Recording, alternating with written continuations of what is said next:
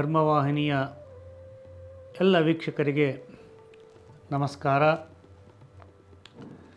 ವಾಲ್ಮೀಕಿ ರಾಮಾಯಣ ಆಧಾರಿತವಾದಂತಹ ಶ್ರೀ ರಾಮಾಯಣ ಕಥಾಧಾರ ಮುಂದುವರಿಸ್ತಾ ಇದ್ದೀವಿ. ಮೊಟ್ಟ ಮೊದಲನೇದಾಗಿ ನಾವು ನೋಡ್ತೀವಿ ಲೋಕದಲ್ಲಿ ಮನೆಯಲ್ಲಿ ಒಂದು ಮಗು ಬಂದರೆ ಎಷ್ಟು ಸಂಭ್ರಮ, ಎಷ್ಟು ಆನಂದ, ಎಷ್ಟು ನಲ್ಲಾಡ್ತೀವಿ, ಎಷ್ಟು ಕುಣಿದಾಡ್ತೀವಿ. ಆ ಮಗುವಿಗೇನು ಗೊತ್ತಿರೋದಿಲ್ಲ. ಆದರೆ ನಾವು ಏನೇನೆಲ್ಲ ಆನಂದ ಮಾಡ್ತೀವಲ್ಲ, ಎಷ್ಟು ಸಂಭ್ರಮ ಪಡ್ತೀವಿ. ನಾಮಕರಣ ಅಂತ ಹೇಳಿದ್ರೆ ಆ ಮಗುವಿಗೆ ಏನೂ ಅರ್ಥವಾಗುವುದಿಲ್ಲ, ಆದರೂ ಕೂಡ ಬಂಗಾರ ಥರ ಹಾಕ್ತೀವಿ, ಇನ್ನೇನೋ ಮಾಡ್ತೀವಿ. ಆಮೇಲೆ ಹೆಸರಿಡಬೇಕಾದ್ರೆ ಇವತ್ತಂತೂ ಬಹಳ ದೊಡ್ಡ ಇದು. ಮೊದಲು ಅರ್ಥಪೂರ್ಣವಾದ ಹೆಸರನ್ನು ಇಡ್ತಾಯಿದ್ರು. ಇವತ್ತು ಯಾವ್ಯಾವುದೋ ಹೆಸರನ್ನು ನೋಡಿಕೊಂಡು ಎಲ್ಲೆಲ್ಲೋ ನೋಡಿಕೊಂಡು ನೆಟ್ಟಲ್ಲಿ ಪಟ್ಟಲ್ಲಿ ಹುಡ್ಕೊಂಡು ಹೆಸರಿಡ್ತೀವಿ ನಾವು. ಒಂದು ಹೆಸರಿಡು ಅಂತ ಹೇಳಿದ್ರೆ ಯಾವ ಹೆಸರಿಡಬೇಕಪ್ಪ? ಯಾಕೆ ಅಂದರೆ ಆ ಒಂದು ಸಂತಾನ ಉತ್ತಮವಾಗಬೇಕು. ಒಂದು ಸಂತಾನ ಅಂತ ಹೇಳಿದ್ರೆ ಕೇವಲ ನಮ್ಮ ವೈಯಕ್ತಿಕವಾದಂಥದ್ದಲ್ಲ, ಸಮಾಜಕ್ಕೆ ಒಂದು ಉತ್ತಮ ಪ್ರಜೆಯನ್ನು ಕೊಡುವಂಥ ಸಂದರ್ಭ ಒಂದು ಮಗು ಆಯಿತು ಅಂತ ಹೇಳಿದರೆ, ಆ ಮಗುವಿಗೆ ಹೆಸರನ್ನು ಇಡುವುದು ಅಂತ ಹೇಳಿದರೆ ಆ ಹೆಸರನ್ನು ಕೇಳಿದಾಗಲೇ ಒಂದು ಸಂಸ್ಕಾರ ಆಗಬೇಕು ನಮಗೆ. ಆ ಹೆಸರು ಕೇಳಿದಾಗ, ಉದಾಹರಣೆಗೆ ಗುಣವತಿ ಅನ್ನುವಂಥ ಹೆಸರು, ಆ ಹೆಸರು ಕೇಳಿದಾಗಲೇ ಗುಣವತಿ ಅಂದರೆ ಆ ಒಂದು ಭಾವನೆ ಬರಬೇಕು ನಮಗೆ. ಮತ್ತು ಆ ಹೆಸರನ್ನು ಕರೆದು ಆ ಹೆಸರಿನ ಸಂಸ್ಕಾರ ಆ ಮಗುವಿನ ಮೇಲಾಗಬೇಕು, ಮಗುವಿನ ಮನಸ್ಸಿನ ಮೇಲಾಗಬೇಕು. ರಾಮಮೂರ್ತಿ ಅಂತ ಹೆಸರಿಟ್ಕೊಳ್ತೀವಿ ನಾವು, ಕೃಷ್ಣಮೂರ್ತಿ ಅಂತೇಳಿ ಹೆಸರಿಟ್ಕೊಳ್ತೀವಿ ನಾವು, ಜಾನಕಿ ಅಂತೇಳಿ ಹೆಸರಿಡ್ತೀವಿ ನಾವು, ರುಕ್ಮಿಣಿ ಅಂತೇಳಿ ಹೆಸರಿಡ್ತೀವಿ ನಾವು. ಯಾಕೆ? ಅಂತಹ ಒಳ್ಳೆಯ ಗುಣಗಳು ಬರಬೇಕು ನಮ್ಮ ಮಕ್ಕಳಲ್ಲಿ ಅಂತೇಳಿ. ಎಲ್ಲಿಯಾದರೂ ಉಂಟಾ? ಶೂರ್ಪಣಕಿ ಅಂತ ಹೆಸರಿಟ್ಟಿದ್ದು ಉಂಟಾ? ಪೂತನಿ ಅಂತ ಹೆಸರಿಟ್ಟಿದ್ದು ಉಂಟಾ? ಕೆಲವರು ಇಟ್ಕೊಳ್ಬೋದು, ಅತಿ ವಿಚಿತ್ರವಾಗಿರುವಂಥವ್ರು, ಬುದ್ಧಿ ತಿರುಗದವರು. ಇಲ್ಲೇ ಇಟ್ಕೊಂಡಿರಲಿಲ್ವೇ? ಲಂಕೇಶ ಅಂತ ಹೆಸರಿಟ್ಕೊಂಡಿದ್ರು, ಇಂದ್ರಜಿತು ಅಂತ ಹೆಸರಿಟ್ಟರು. ಆಗಲೂ ಲಂಕೇಶ ಇದ್ದ, ಇಂದ್ರಜಿತು ಇದ್ದ, ಇಟ್ಕೊಳ್ಳೋದೇನು ವಿಶೇಷ ಅಲ್ಲ. ಆದರೆ ಯಾವ ಹೆಸರನ್ನು ಇಡಬೇಕು, ಯಾವುದನ್ನು ಇಟ್ಕೊಳ್ಬೇಕು ಅನ್ನೋದು ಪ್ರಶ್ನೆ ಅಲ್ವಾ? ಈಗ ಎಲ್ಲರಿಗೂ ಕುತೂಹಲ. ಈಗ ನಮಗೆ ಗೊತ್ತಾಗ್ಬಿಟ್ಟಿದೆ, ರಾಮ ಅಂತ ಹೇಳಿಬಿಟ್ಟಿದೆ, ರಾಮ ಅಂತ ಗೊತ್ತು ನಮಗೆ. ಆದರೆ ಆ ಹೆಸರು ಇಡಲಿಕ್ಕೆ ಮೊದಲು ಎಲ್ಲರೂ ಕಾಯ್ತಾ ಇದ್ದಾರೆ. ಏನಪ್ಪ, ಯಾವ ಹೆಸರು ಇಡ್ತಾನಪ್ಪ ದಶರಥ? ಎಲ್ಲೂ 4 ಗಂಡು ಮಕ್ಕಳಂತೆ. ಗಂಡು ಮಕ್ಕಳು ಹೆಣ್ಮಕ್ಳು ಏನು ವ್ಯತ್ಯಾಸ ಇಲ್ಲ. ಅದಕ್ಕೆ ರಾಮ ಸೀತೆಯರೇ ಉದಾಹರಣೆ. ರಾಮ ಮಾತ್ರ ಕೀರ್ತಿ ತಂದವನಲ್ಲ, ಸೀತೆ ಅಂತ ಕೀರ್ತಿ ತಂದಳು. ಅದು ನಮ್ಮ ಭ್ರಮೆ ಅಷ್ಟೇ. ಗಂಡು ಹುಟ್ಟಿದ್ರೆ ಕುಣಿದಾಡೋದು, ಹೆಣ್ಣು ಹುಟ್ಟಿದ್ರೆ ಪೆಚ್ಚುವರೆ ಮಾಡೋದು ಅವಿವೇಕತನ, ಮೂರ್ಖತನ ಅದು. ರಾಮ ಈ ಮಗುವಿಗೆ ಏನು ಹೆಸರಿಟ್ಟಾನು, ಉಳಿದವ್ರಿಗೆ ಏನು ಹೆಸರಿಟ್ಟಾನು? ಎಲ್ಲರೂ ನಿರೀಕ್ಷೆಯಲ್ಲಿದ್ದಾರೆ. ನಾಮಕರಣ ದಿವಸ ಅದೇ ಅಲ್ಲವೇ? ಇವಾಗೇನು ಮಾಡ್ತಾರೆ, ಏನೋ ಬೋರ್ಡ್ ಹಿಂಗೆ ಉಲ್ಟಾ ಹಾಕಿರ್ತಾರೆ, ಆಮೇಲೆ ತಿರುಗಿಸಾಕ್ತಾರೆ ಹಿಂಗೆ ಅಂತ. ಅದು ಎಂಥದ್ದು, ಅದು ಎಲ್ಲ 2 ಅಕ್ಷರ ಮೇಲೆ ರಿಟು ಕಿಟು ಪಿಟು ಪಿಟು ಏನು ಅರ್ಥವೇ ಆಗಲ್ಲ. ಎಲ್ಲೋ ಸಂಸ್ಕೃತ ಅಂತ ಹೇಳ್ತಾರೆ. ಅನೇಕ ಸಾರಿ ಯಾವ ಸಂಸ್ಕೃತವೂ ಇರೋದಿಲ್ಲ ಅದರಲ್ಲಿ. ಇರಲಿ, ಆ ರಾಮಾಯಣದಲ್ಲಿ ಏನು ಹೆಸರಿಟ್ಟ ನೋಡೋಣ. ನಿರೀಕ್ಷೆ ಮಾಡ್ತಾ ಇದ್ದಾರೆ. ಯಾರು ಹೆಸರಿಡೋರು? ಯಾರು ಹೆಸರು ಆರಿಸೋರು? ಯಾರು? ಇವತ್ತು ನಾವು ನಮಗೆ ಬೇಕಾದ ಹೆಸರನ್ನು ಇಟ್ಕೊಂಡು ಅಲ್ಲಿ ಪುರೋಹಿತರ ಕೈಲಿ ಈ ಹೆಸರನ್ನು ಹೇಳ್ರಿ ಅಂತ ಹೇಳ್ತೀವಿ ನಾವು. ಆ ದಿವಸ ಆಗಿರಲಿಲ್ಲ. ಆಗ ಪುರೋಹಿತರು ಯಾವ ಹೆಸರು ಇಡ್ತಾರೆ ಅದೇ ಹೆಸರು. ಮತ್ತು ಬಹಳ ಮುಖ್ಯವಾದಂಥ ಸಂಸ್ಕಾರ, ಸನಾತನ ಭಾರತೀಯ ಹಿಂದೂ ಸಂಸ್ಕೃತಿಯಲ್ಲಿ ಮುಖ್ಯವಾದ ಸಂಸ್ಕಾರ ನಾಮಕರಣ ಅನ್ನುವಂಥದ್ದು. 3 ಮುಖ್ಯ ಸಂಸ್ಕಾರಗಳು ಮನುಷ್ಯನಿಗೆ ಆಗಲೇಬೇಕು: ನಾಮಕರಣ, ವಿವಾಹ ಮತ್ತು ಅಂತ್ಯಷ್ಟಿ. ಬಹಳ ಪ್ರಧಾನವಾದಂಥ ಸಂಸ್ಕಾರಗಳಿವೆ. ಈ 3 ಕೂಡ ಬಹಳ ಪ್ರಧಾನವಾದ ಸಂಸ್ಕಾರಗಳು. ಅಲ್ಲಿ ನಾಮಕರಣ ಬಹಳ ಮುಖ್ಯ. ಯಾಕೆ ಅಂತ ಹೇಳಿದ್ರೆ ನಾವು ಏನು ಮಾಡ್ತೀವಿ, ನಾವು ಹೆಸರಿಟ್ಟ ಅದೇ ನಾವು ಅಂದ್ಕೊಂಡ್ಬಿಡ್ತೀವಲ್ವ. ಈಗ ನಾವು ಯಾರು ಕೃಷ್ಣಮೂರ್ತಿ ಅಂತ ಹೆಸರಿಟ್ಟಿರ್ತೀವಿ, ಅವರು ಹೋಗ್ತಾ ಇರ್ತಾರೆ, ನಾವು ದೂರದಿಂದ ಕೃಷ್ಣಮೂರ್ತಿ ಅಂದರೆ ತಕ್ಷಣ ತಿರುಗಿ ನೋಡ್ತಾರೆ. ಅಂದರೆ ಆ ಹೆಸರಿನ ಜೊತೆಲಿ ಅಷ್ಟು ತಾದಾತ್ಮ್ಯ ಆಗಿಬಿಡುತ್ತೆ ನಮ್ಮದು. ಆ ಹೆಸರಿನ ಜೊತೆಯಲ್ಲಿ ತಾದಾತ್ಮ್ಯ ಆಗುತ್ತೆ ಅಂತ ಹೇಳಿದ್ರೆ, ಆ ಹೆಸರಿನ ಯಾವ ಹೆಸರಿದೆ, ಕೃಷ್ಣ ಅಂತ ಹೇಳಿದ ಕೂಡಲೇ, ರಾಮ ಅಂತ ಹೇಳಿದ ಕೂಡಲೇ ಆ ಕೃಷ್ಣನ ಗುಣಗಳು ನಮ್ಮ ಕಣ್ಣು ಮುಂದೆ ಬರಬೇಕು, ರಾಮನ ಗುಣಗಳು ನಮ್ಮ ಕಣ್ಣು ಮುಂದೆ ಬರಬೇಕು. ಸೀತೆ ಅಂತೇಳಿ ಹೆಸರಿಟ್ರೆ ಸೀತೆಯ ಗುಣಗಳು ನಮ್ಮ ಕಣ್ಣು ಮುಂದೆ ಬರಬೇಕು. ಮಾರುತಿ ಅಂತ ಹೆಸರಿಟ್ರೆ ಹನುಮಂತನ ಗುಣಗಳು ಬರಬೇಕು. ಲಕ್ಷ್ಮಣ ಅಂತ ಹೆಸರಿಟ್ರೆ ಲಕ್ಷ್ಮಣನ ಗುಣಗಳು ಬರಬೇಕು ನಮ್ಮಲ್ಲಿ. ಕೌಸಲ್ಯ ಅಂತ ಹೆಸರಿಟ್ರೆ ನಾವು ಹೆಸರಿಟ್ಟು ಬಿಟ್ಬಿಡ್ತೀವಿ. ಇಲ್ಲ, ಆ ಹೆಸರಿಟ್ಟ ಮೇಲೆ ಅದಕ್ಕೆ ತಕ್ಕಂಥ ರಾಮ ಅಂತ ಹೆಸರಿಟ್ಟ ಮಗುವಿಗೆ ಆ ರಾಮನ ಕಥೆಯನ್ನು ಹೇಳಬೇಕು, ರಾಮನ ಚಿತ್ರವನ್ನು ತೋರಿಸಬೇಕು, ರಾಮನ ಸ್ತೋತ್ರಗಳನ್ನು ಹೇಳಿಕೊಡಬೇಕು. ಹೆಸರಿಟ್ಟ ಮಾತ್ರಕ್ಕೆ ಮುಗಿದೋಯ್ತು ಅಂಥೇಳಿ ಅಲ್ಲ, ಹೆಸರಿನಿಂದ ನಮ್ಮ ಹೊಣೆಗಾರಿಕೆಯ ಪ್ರಾರಂಭ, ನಮ್ಮ ಕರ್ತವ್ಯದ ಪ್ರಾರಂಭದ ದಿನ. ನಮ್ಮ ಮಗುವನ್ನು ಹೇಗೆ ಬೆಳೆಸಬೇಕು ನಾನು? ಕೃಷ್ಣ ಅಂತ ಹೆಸರಿಟ್ಬಿಟ್ಟೆ ನಾನು. ಆದರೆ ಕೃಷ್ಣನ ಗುಣಗಳನ್ನು ಹೇಳಿದ್ದೀನ ನಾನು? ಕೃಷ್ಣನ ಕಥೆಯನ್ನು ಹೇಳಿದ್ದೀನ ನಾನು? ಆ ಮಗುವಿಗೆ ಹೇಳಿದ್ದೀನ, ಅಪ್ಪ ಕೃಷ್ಣ ಮಧ್ಯರಾತ್ರಿಯಲ್ಲಿ ಸೆರೆಮನೆಯಲ್ಲಿ ಜನಿಸಿದ, ಎಷ್ಟೆಲ್ಲ ಕಷ್ಟಗಳನ್ನು ಅನುಭವಿಸಿದ, ಆದರೂ ಕೂಡ ಅವನ ಹೆಸರನ್ನ ಇಡೀ ಲೋಕ ಸ್ಮರಿಸುತ್ತಪ್ಪ, ಅವನು ಭಗವಂತ ಅಪ್ಪ, ಆ ಹೆಸರು ನಿನಗಿಟ್ಟಿದ್ದೀನಿ, ನೀನು ಅವನಂತೆ ನಡ್ಕೊಳ್ಬೇಕು, ಅವನ ಗುಣಗಳು ನಿನ್ನಲ್ಲಿ ಬರಬೇಕು. ರಾಮ ಅಂತ ಹೆಸರಿಟ್ಟಿದ್ದೀನಿ ನಿನಗೆ, ರಾಮ ಹೇಗಿದ್ದ, ಎಷ್ಟು ಗುಣವಂತ, ಅದೆಲ್ಲ ಹೇಳಬೇಕು ನಾವು. ಹೆಸರಿಟ್ಟ ಮಾತ್ರಕ್ಕಲ್ಲ, ಹೆಸರಿಟ್ಟರೆ ಮುಗಿದೋಯ್ತು ಅಂಥೇಳಿ. ದ್ಯುತಿ ಅಂತ ಹೆಸರಿಡ್ತೀವಿ ನಾವು.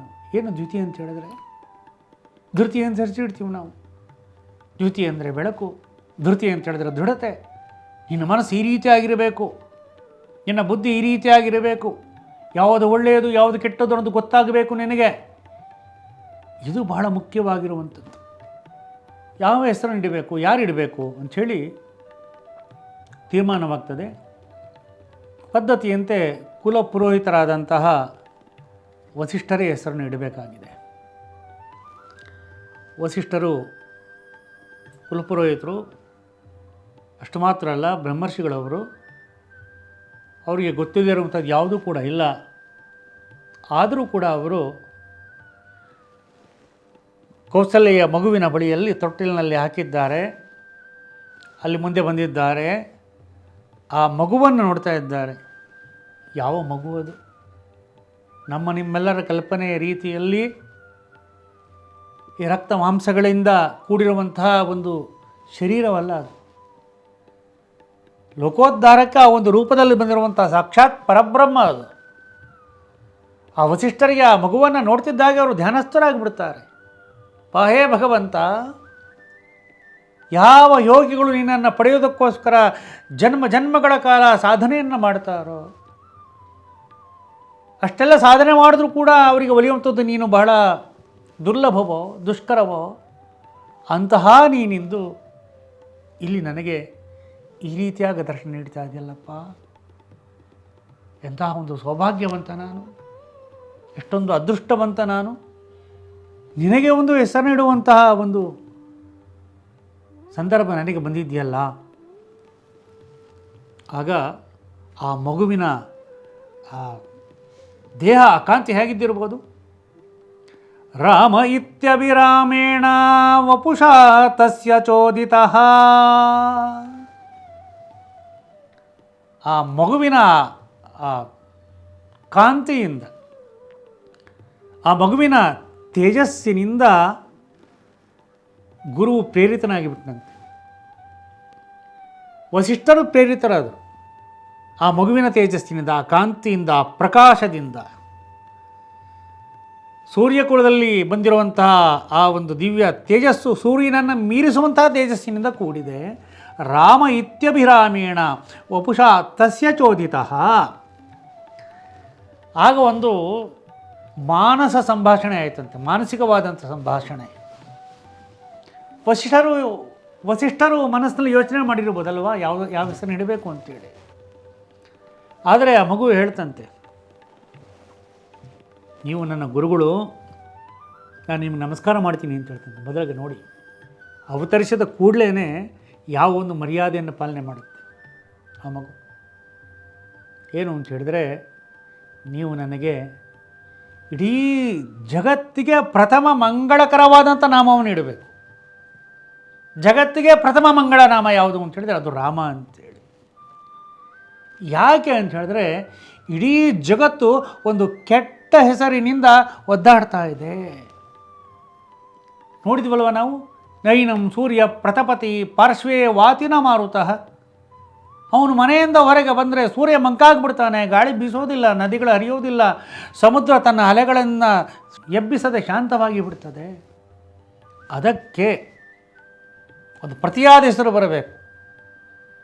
ಅದು ಜಗತ್ತಿಗೆ ಪ್ರಥಮ ಮಂಗಳಕರವಾದಂಥ ನಾಮವಾಗಿರಬೇಕು ಮತ್ತು ಆ ಹೆಸರನ್ನು ಕೇಳಿದರೆ ಆನಂದವಾಗಬೇಕು. ರಾಮ, ಎಷ್ಟು ಆನಂದ ಆಗುತ್ತಲ್ಲ. ಕೃಷ್ಣ ಅನ್ಲಿಕ್ಕೆ ಸ್ವಲ್ಪ ಕಷ್ಟಪಡಬೇಕು ನಾವು, ರಾಮ ಅನ್ಲಿಕ್ಕೆ ಕಷ್ಟಪಡಬೇಕಾದ್ದಿಲ್ಲ. ರಾಮ ಆನಂದ. ಯಾಕೆ ರಾಮನನ್ನು ತ್ಯಾಗರಾಜರು ಜಗದಾನಂದ ಕಾರಕ, ಜಗತ್ತಿಗೆ ಆನಂದವನ್ನು ಉಂಟು ಮಾಡುವಂಥವನು ಅಂತ ಹೇಳಿದ್ದಾರೆ. ಎಂಥ ಹೆಸರದು? ನಾಮಧೇಯಂ ಗುರುಶ್ಚಕ್ರೆ ಜಗತ್ ಪ್ರಥಮ ಮಂಗಳಂ. ವಸಿಷ್ಠರು ಹೇಳ್ತಾರಂತೆ, ಆಗ್ಲಪ್ಪ ನಿನಗೆ ಹೆಸರಿಡುವಷ್ಟು ದೊಡ್ಡವನಲ್ಲ ನಾನು, ಆದ್ದರಿಂದ ನಾನು ರಾಮ ಅನ್ನುವಂತಹ ಹೆಸರನ್ನು ನಿನಗೆ, ಜಗತ್ತಿನ ಪ್ರಥಮ ಮಂಗಳಕರವಾದಂಥ ಹೆಸರನ್ನು ನಿನಗೆ ಇಡ್ತಾ ಇದ್ದೀನಿ ಅಂಥೇಳಿ ಆ ಮಗುವಿಗೆ ರಾಮ ಅಂಥೇಳಿ ನಾಮಕರಣವನ್ನು ಮಾಡ್ತಾರೆ. ತದನಂತರ ಕೈಕೇಯಿಯ ಮಗುವಿಗೆ ಭರತ ಅಂತ ಹೆಸರನ್ನು ಇಡ್ತಾರೆ. ಭರತೋ ಭಕ್ತಿಭರಿತಃ, ಭಕ್ತಿಗೆ ಮತ್ತೊಂದು ಹೆಸರು ಯಾರು ಅಂತ ಹೇಳಿದ್ರೆ ಭರತ. ಯಾವ ರೀತಿಯಾಗಿ ಅವನ ಭಕ್ತಿ, ಯಾವ ರೀತಿಯಾಗಿ ಅವನು ರಾಮನಲ್ಲಿ ಅನುರಕ್ತನಾಗಿದ್ದ ಅಂತ ಹೇಳಿದರೆ ಸಾಕ್ಷಾತ್ ರಾಮನೇ. ನಾವು ಸರಿಯಾಗಿ ನೋಡಿದಾಗ ವಾಲ್ಮೀಕಿ ಮಹರ್ಷಿಗಳು ಭರತನ ಗುಣವನ್ನು ರಾಮನ ಗುಣಕ್ಕಿಂತ ಒಂದು ಗುಲಗಂಜಿ ತೂಕ ಹೆಚ್ಚಿಸಿ ತೋರಿಸ್ತಾರೆ, ಇದ್ದದ್ದು ತೋರಿಸ್ತಾರೆ. ಮಧ್ಯಾಹ್ನದ ಸಮಯದಲ್ಲಿ ಜನಿಸಿದ ಸುಮಿತ್ರೆಯ ಮಕ್ಕಳಿಗೆ ಲಕ್ಷ್ಮಣ ಮತ್ತು ಶತ್ರುಘ್ನ ಅನ್ನುವಂತಹ ಹೆಸರನ್ನು ಇಟ್ಟಿದ್ದಾರೆ. ಮಕ್ಕಳೇ ಇರದ ಅರಮನೆಯಲ್ಲಿ 4 ಜನ ಮಕ್ಕಳ ಜನನವಾಗಿದೆ.